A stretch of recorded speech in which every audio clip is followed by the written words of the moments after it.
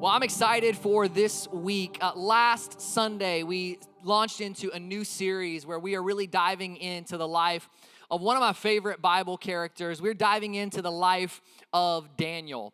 And last week, we began this series we're calling Religious About It. We talked about the contrast between what James calls worthless religion and pure religion. And we talked about how all of us are religious about something.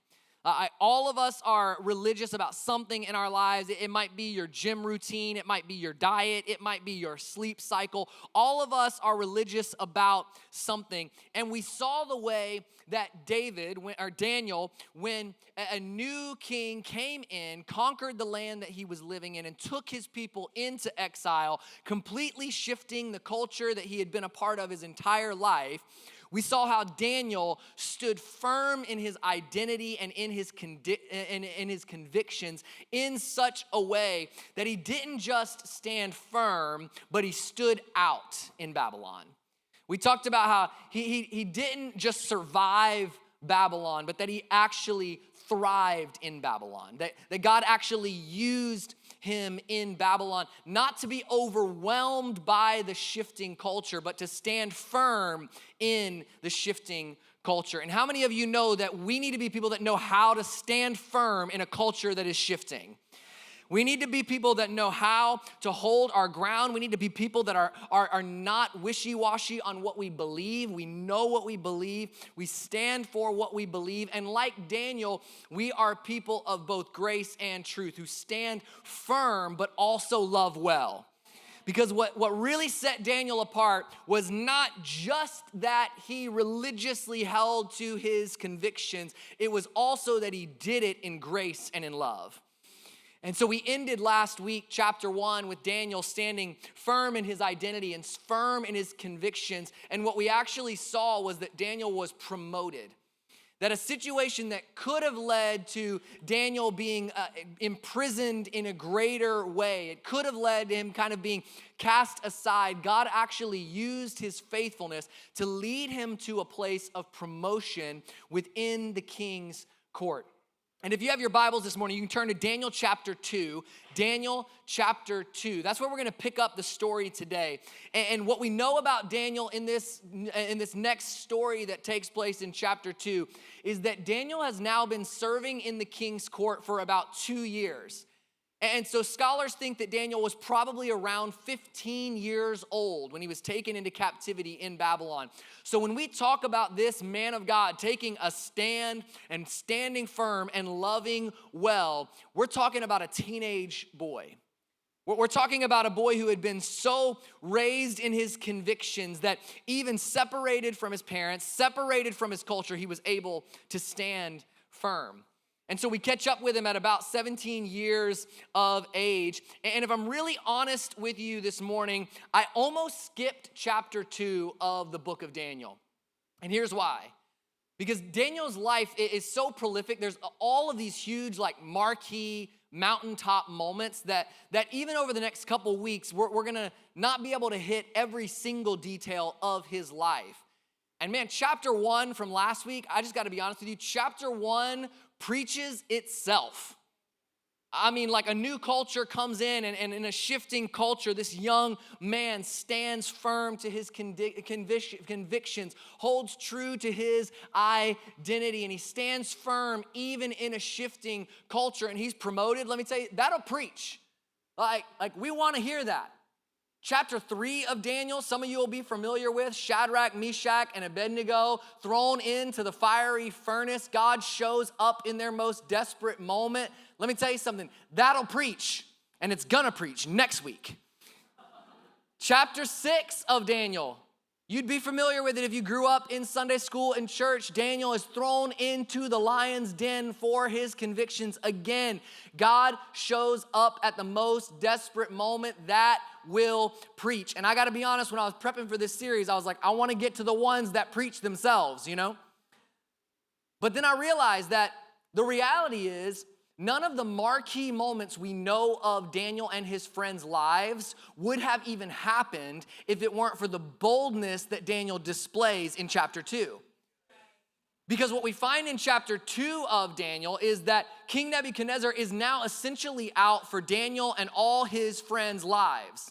He's out for their lives. He's threatening to kill them. And if Daniel had not stood firm in his convictions in chapter 2, there would have been no Shadrach, Meshach, and Abednego to throw into the fiery furnace. There would have been no Daniel to hold strong to his convictions and be thrown into the lion's den.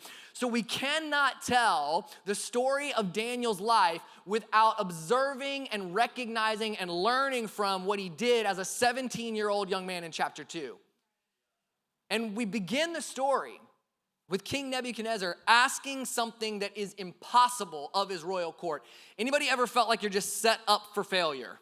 Like your boss asks you to do something that it just seems absolutely unreasonable and impossible. Listen to this response, and we're gonna back up in a moment and see what we're talking about here. But this is the response of the king's court to King Nebuchadnezzar when he makes a request of him. They say, "There is no one on earth who can do what the king asks. No king, however great and mighty, has ever asked such a thing of any magician or enchanter or astrologer. What the king asks is too difficult. No one can reveal it to the king except the gods, and they do not live among humans." So the King Nebuchadnezzar has made a request of his royal court, and their immediate response is like, "Hey, listen, this is impossible and unreasonable. There's no way that we can do what you are requesting." And I don't know about you, but I face seasons in my life that feel like I'm up against the impossible. I face seasons in my life that feel like the conditions I'm walking through are unreasonable. I face situations in my life where I don't know what to do and what to turn to. And time again, we see throughout the book of Daniel that he's tested and he's promoted. And he's tested and he's promoted. And he's tested and he's promoted. And isn't it interesting that so often the reward for passing a test is another test? And you know this in your work life. Like, you're celebrating because you hit those sales goals this month and you're rewarded with some higher sales goals for next month. You know this when you excel at presenting the presentation and you're rewarded with all the presentations to come. Often the reward for passing a test is another test. The reward for passing a test is a stronger test. And that's why we see this pattern of test and promotion in Daniel's life. And I would love for us to shift our perspective when we start facing tests, rather than wondering if, man, is this the enemy attacking me? Is this an obstacle in my way? Begin to ask ourselves, God, is this something that I can learn and grow from for the next season that you have for me? God, is what you're doing in this season actually preparing me for what you have for me in the next season? Because I know this won't be the last time that I face impossible odds. I know this won't be the last time that I'm uncertain about my future. And often, man, we face trials that it just feels like we don't have the strength to go through them. We face grief and loss that we don't feel like we have the capacity to carry.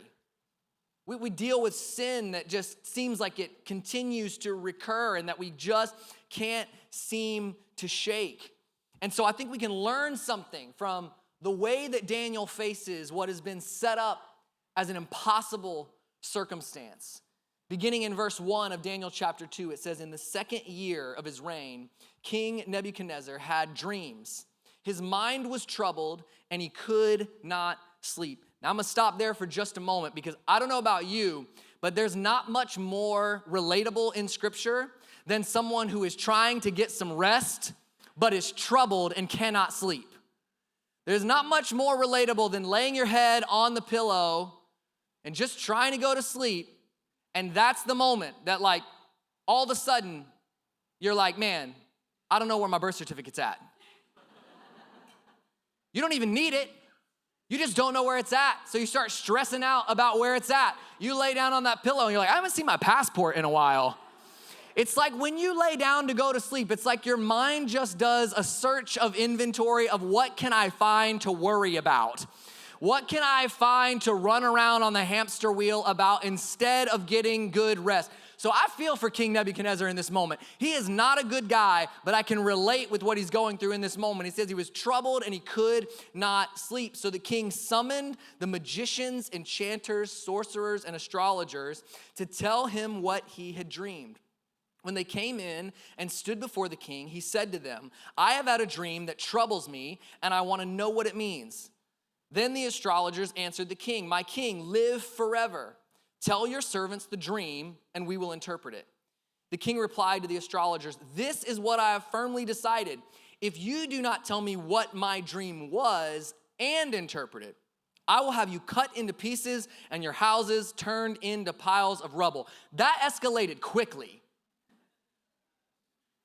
I mean, 1 minute he's calling you in to essentially do your job. Like, this is the kind of thing that these people in his court were there to do. At 1 minute he's calling you in to do your job, and the next minute he's saying, oh, by the way, if you don't do it, I'll have you killed and your houses turned to rubble. And we know of King Nebuchadnezzar that this was not an empty threat. Like, history tells us that when King Nebuchadnezzar would go in and conquer a land and take it over, that one of the first things that he would do, he would have the family of the king of that land brought in, killed in front of him, and then have his eyes removed so that the last image he knew was his family being killed in front of him. This is not a good guy. This is not someone who makes an empty threat. This is not someone who's having a bad morning because he didn't sleep well the night before. This is someone who's making a very real threat to take their lives if they don't not only interpret the dream, but tell him what the dream was. And this is where this would have probably differed from all the other times that King Nebuchadnezzar would have had a dream. Because the interpretation of dreams at this time was kind of a common thing. You would have people in your court that you would rely on to interpret your dreams. But the way they would interpret those dreams is you would tell them the dreams, and they would often have kind of a formula, like, oh, if there was a bird in your dream, this is what a bird means. If there was a tree in your dream, this is what a tree means. So that's why they lead with, hey, tell us the dream, and we'll tell you. But Nebuchadnezzar flips it on its head, and he says, no, I'm not going to tell you the dream. I want you to tell me the dream and interpret it. This is why they say it is an impossible request. So he says to them, the king replied, this is what I have firmly decided. If you do not tell me what my dream was and interpret it, I'll have you cut into pieces and your houses turned into a pile of rubble. Just thought we should cover that again. But if you tell me the dream and explain it, you will receive from me gifts and rewards and great honor. So tell me the dream and interpret it. Once more they replied, let the king tell his servants the dream, and we will interpret it. The king answered, I'm certain that you are trying to gain time because you realize that I have firmly decided. If you do not tell me the dream, there is only one penalty for you. You have conspired to tell me misleading and wicked things, hoping the situation will change. In other words, he's saying, if I tell you the dream, you're going to interpret it as though it's something that I would want to hear so that your fate is better. The astrologers answered the king, there is no one on earth who can do what the king asks. No king, however great and mighty, has ever asked such a thing of a magician or enchanter or astrologer. What the king asks is too difficult. Verse 12, this made the king so angry and furious that he ordered the execution of all the wise men of Babylon. And so essentially in this moment, he's ordered the execution of all of these astrologers, all of these fortune tellers, all of these magicians who are usually in his court. He refers to them as the wise men of Babylon. Unfortunately for Daniel and his friends, they are included in this bunch. And what we ultimately see in this moment is Nebuchadnezzar really has anxiety around something that we all have anxiety around, which is an uncertain future. He has this dream, he knows it means something, but he doesn't know what it means. And all of us go through times where, man, we just try so hard to decipher the future in an attempt to control the future. We try so hard to control and to understand everything that is to come so that we can have some sense of control. And it's amazing how desperate we will get when we're in an uncertain situation to try and get answers and the things that we will turn to. I mean, in this moment, King Nebuchadnezzar, he turns to these astrologers and magicians, enchanters and spiritists, as the scripture calls them. And some of that language sounds like a little bit enchanted, but the reality is this is still a reality for us today. Like the palm reading and psychic industry is still like $1 billion industry in our nation today. Like all you have to do is drive down 41 and you'll see like some palm readers and some psychics and some astrologers and some people who will claim to tell you your future.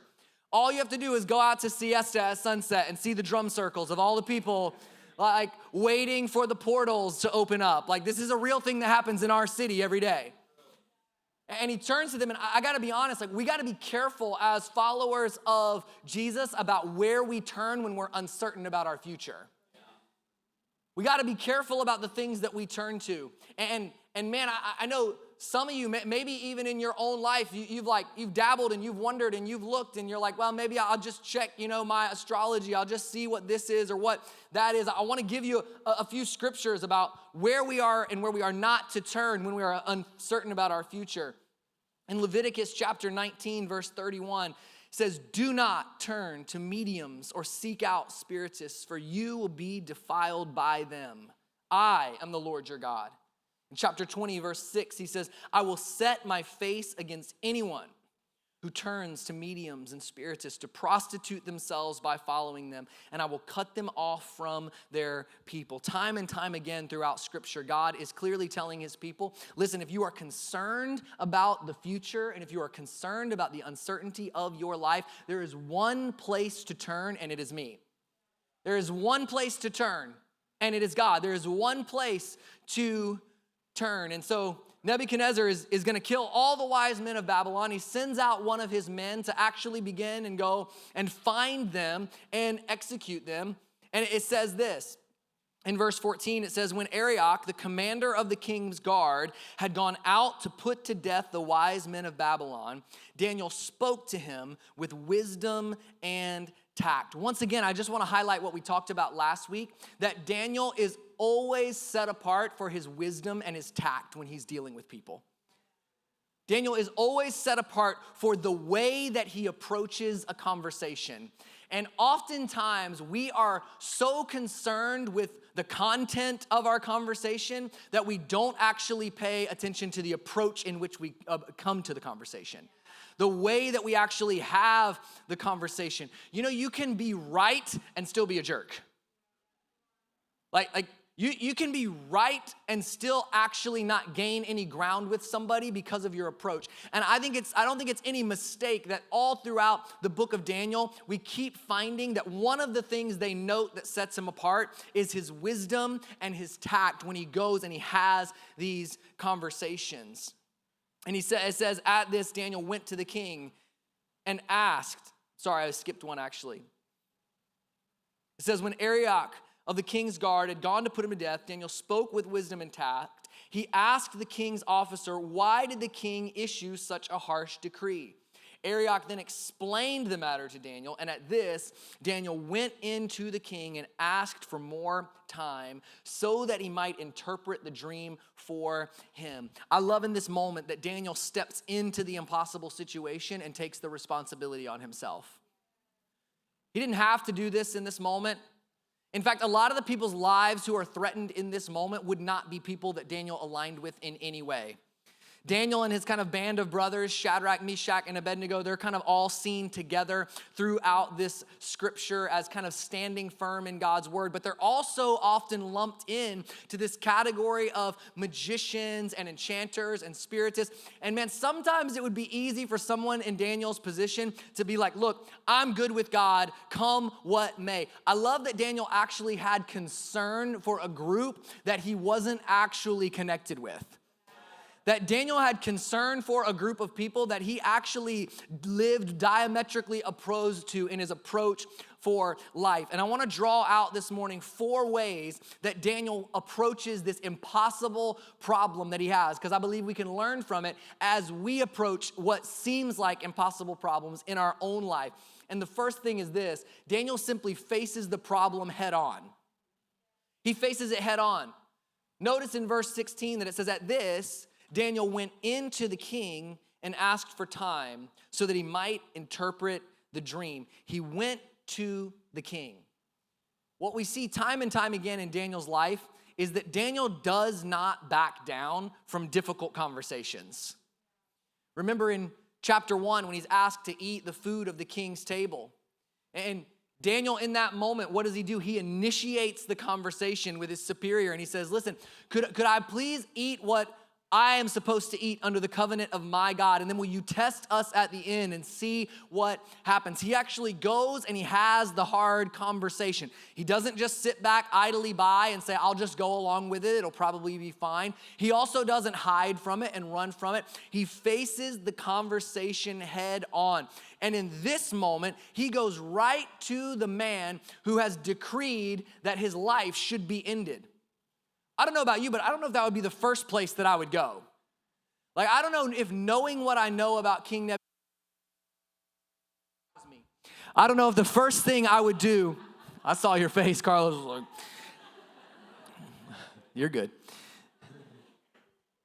I don't know if the first thing I would do would be to like jump right into the room with the man who says he wants me dead.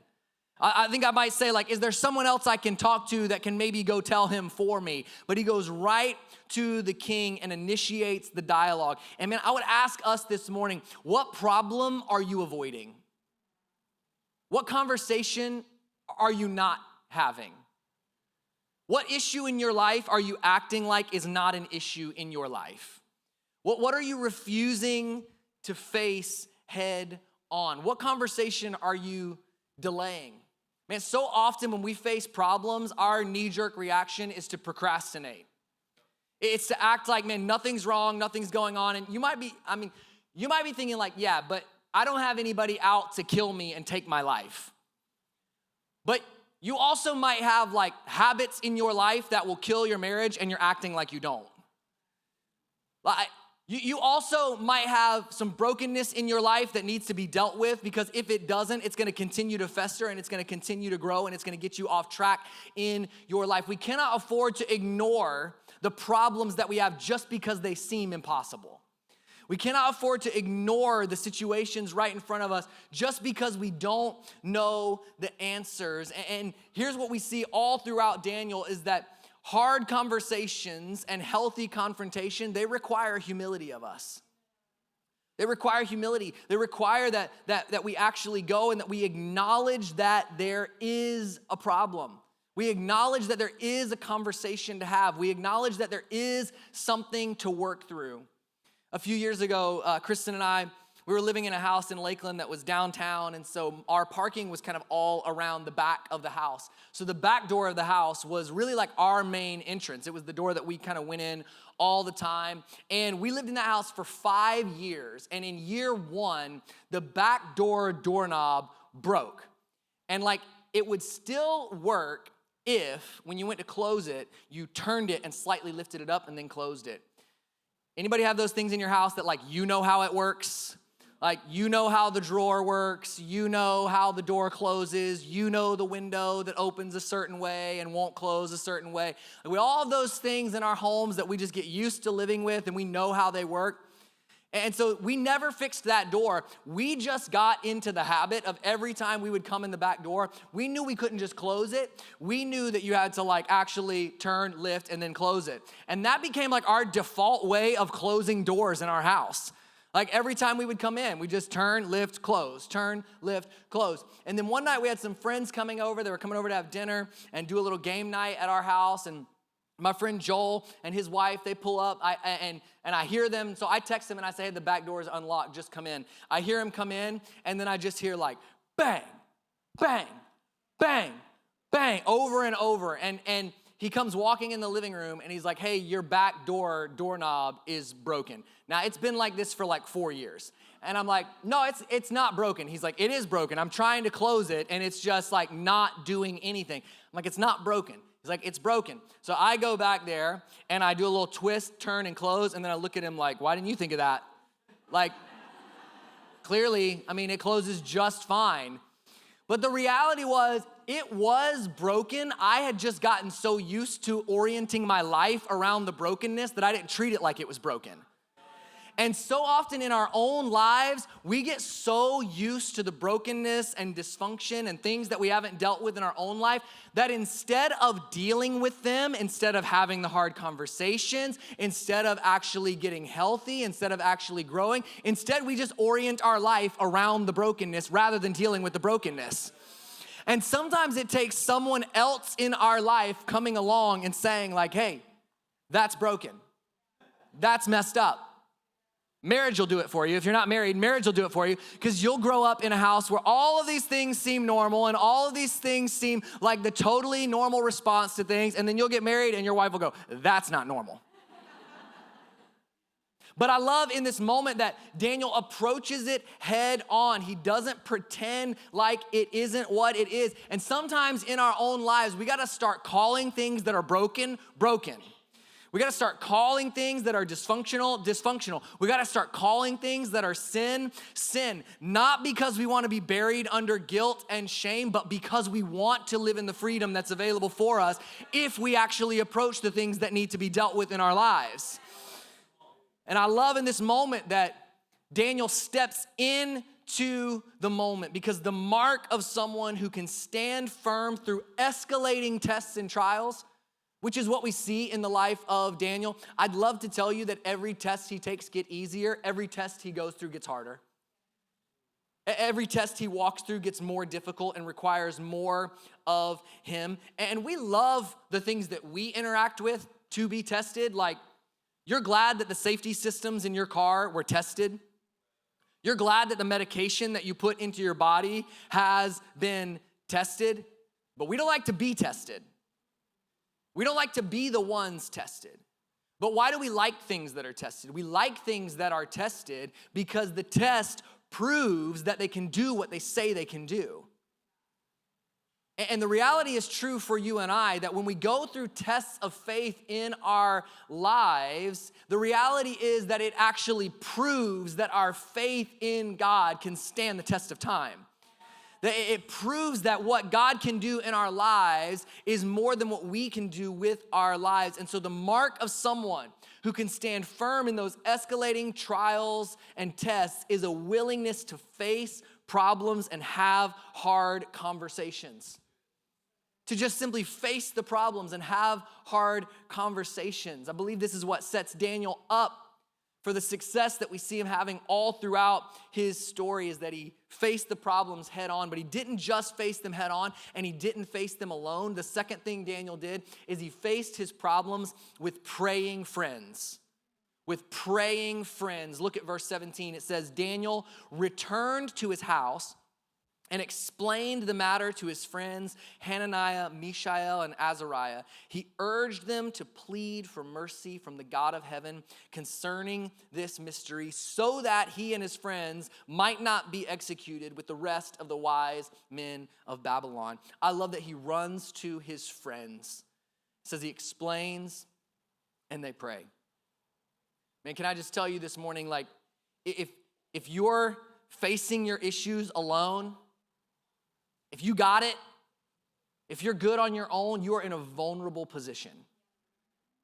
God has designed us to need each other and to need community and to rely on community. And they get together and they are literally in a cultural and political battle for their lives. Like, sometimes we overblow things that are going on in culture and we're like, this is a battle for our lives. Maybe, maybe not. Time will tell. This was definitely a battle for their lives. They know, listen, under my rule, if you don't answer this question, you are going to die. And look, the battle was not won with persuasion, and the battle was not won by force. The battle was won in prayer. The battle was won when Daniel went home, got his friends, and prayed. And I think there are too many of us that are so overwhelmed with fear and anxiety about what's going on culturally, and we spend so much time talking and theorizing and checking conspiracies and checking Facebook and checking Instagram and checking TikTok, and not enough time getting in our houses with our friends and praying into our concerns. Praying into our fears, praying into the uncertainty. The battle for their lives was won in prayer. They did not panic. Man, you need friends that when you come and you explain your impossible situation, that their response is not to panic and feed your fears, that their response is to pray with you and for you. Their response is to get in the house with you and pray with you and for you. Proverbs 24:6 says, "For by wise guidance you can wage your war, and in abundance of counselors there is victory." If you want a greater level of confidence in your decision and your direction, be willing to seek wise counsel. Be willing to bring in a multitude of counselors. Yes, pray, ask God, but God has put people in your life to speak into what he's speaking to you. And this might rub some of you the wrong way, but I get nervous about people who have prayed about something all by themselves and come and present the answer to me.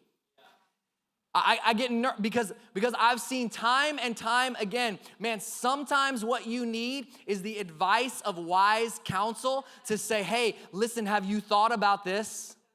Have you considered this? You need both people that will pray for you and pray with you. By the way, just a shameless plug, this is one of the main reasons that you need to be in a dinner party and in a group that gets around the table every week, so that there are people that know what's going on in your life. So there are people that actually know what you're walking through and can stand with you, and they can pray with you, and they can call you on the day of that doctor's appointment, and they can follow up with you when you have that situation at your work, and they can encourage you when you're gonna have that hard conversation. You need to be surrounded with people that pray with you and for you. And look what happens, verse 19, it says, during the night, the mystery was revealed to Daniel in a vision, and Daniel praised the God of heaven. So we see that Daniel faces the problem head on. He faces the problem with praying friends. And thirdly, he faces the problem in a posture of praise. He faces the problem in a posture of praise. And the theme of posture runs all throughout this book. What will you stand for and what will you bow to? And your posture matters when you are in an impossible situation. Your posture matters, the things you're willing to stand for, the things you're willing to bow to. And Daniel does not allow the urgency of his situation to keep him from the priority of praise. So often, like, we get so overwhelmed with the urgency of our situation. I gotta be honest, if God revealed to me the dream and the vision that I knew was gonna save my life, I think my first stop might be the palace to talk to the king. Like, I think my first reaction might be, man, God, I will praise you, but I'll praise you a lot better when I got this target off my back. I'll praise you a lot better when the anxiety of this situation is removed. I'll praise you a lot better when I know it's gonna work out the way I thought it was gonna work out. I'll praise you a lot better when I know that the outcome is what I wanted the outcome to be. But I love that Daniel stops in this moment. He doesn't even know if this answer is gonna satisfy the king, but he praises God.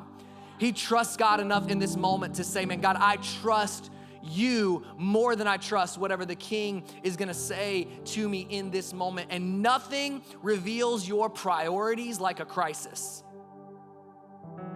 And Daniel takes this moment to say, God, I'm gonna worship you before I even step back into the presence of this earthly king.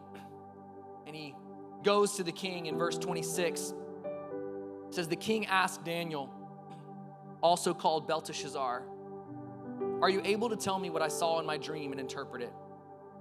Daniel replied, no wise man, enchanter, magician, or diviner can explain to the king the mystery he is asked about. Now, I love that he leads with that, because that's the exact thing that the original magicians and the original enchanters and the original sorcerers said. They said, no man can do this. So if I'm Daniel, I'm staying away from that phrase, from a man that's gonna kill me. If the king asks me if I can tell him, I'm like, yes, absolutely, I can tell you. But no, Daniel says, no, I'm with them. No man can tell you that. No man can give you that answer.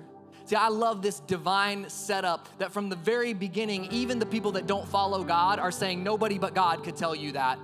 Nobody but God. If you're in a situation where the response is, man, nobody but God, you're in a good place. If you're in a situation where the answer is, I can't figure it out, they can't figure it out, but God can figure it out, you're in a good place. He says, no one can figure that out. Verse 28, but there is a God in heaven who reveals mysteries. And scholars say this, that phrase, but there is a God in heaven, is the verse that all of the story of Daniel hinges on.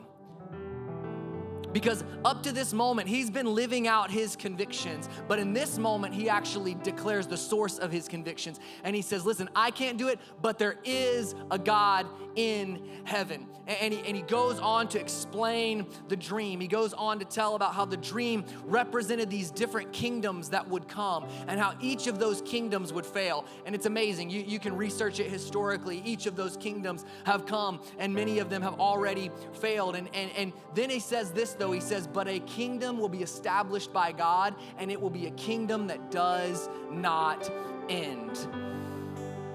And so what Daniel does is he says, look, there is a God in heaven, and there is a kingdom that will never end. The final way that Daniel approaches this impossible situation is that he approaches it from an eternal perspective. There is a God in heaven, and there is a kingdom that will never end. You could look at the life of Daniel, and you could say, how could you possibly serve under a corrupt king in a corrupt political environment for decade after decade? Because Daniel knows even this kingdom that is oppressing me in this moment, it will not stand.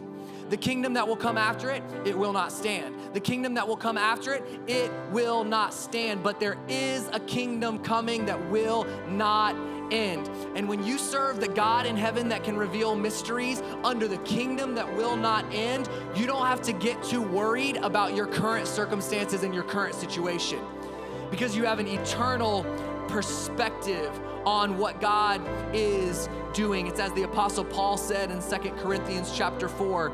He says, so we do not lose heart. Through our outer self is wasting away, our inner self is being renewed day by day. For this light, momentary affliction is preparing for us an eternal weight of glory beyond all comparison, as we look not to the things that are seen but unseen. For the things that are seen are transient, but the things that are unseen are eternal. He has an eternal perspective. And if you could sum up the entire book of Daniel into one theme, it would be this: that hope in the eternal motivates faithfulness for today. See, the book of Daniel and the book of Revelation, they're kind of held together as like end times and last days prophecies and pictures of things that are to come. And often when we get into that kind of conversation and that kind of language, it's dominated by fear and it's dominated by trying to figure out the day and the hour, even though scripture tells us we can't know. I hate to break it to you, but did you guys hear you missed the rapture a couple weeks ago? But the reality of the book of Daniel is that it looks forward to the future, not in fear, but in hope. It looks to the future not in fear and anxiety. It looks forward to a future that knows there is a kingdom that will never end, and it's ruled by a God in heaven who reveals mysteries. That's how you can stand firm. And so the hope of eternity motivates faithfulness for today. Can I encourage you? And don't be so overwhelmed by what you see going on around you that you tap out and you choose not to be faithful right where God has placed you. You have an eternal hope that can motivate your faithfulness in your family right where you are today. You have an eternal hope that can motivate your faithfulness in the job that you're working today, in the community that you're in today, in the city that you're in today, in the church that you are in today. Serve faithfully. Serve faithfully. And it says in verse 46 that King Nebuchadnezzar falls prostrate before Daniel, paid him honor, and ordered that an offering of incense be presented to him. And the king said to Daniel, surely your God is the God of gods and the Lord of kings and the revealer of mysteries, for you were able to reveal the mystery. When Daniel stood firm, it did not just save his life. It turned hearts to the God that he serves. this is the ultimate aim and the ultimate win and the ultimate goal for our life is not just I get out of jail free card, but know that people would see the life that I live and that it would point them to the God that I serve. That people would see the faithfulness that I have in my life and it would point to the faithfulness of God. That people would see the kindness and the love of my life and it would point to the kindness and the love of God. I don't know what impossibility you're facing today, but I want to encourage you to face it head on, to face it with people that are people of prayer, and to face it with an eternal perspective and a posture of praise.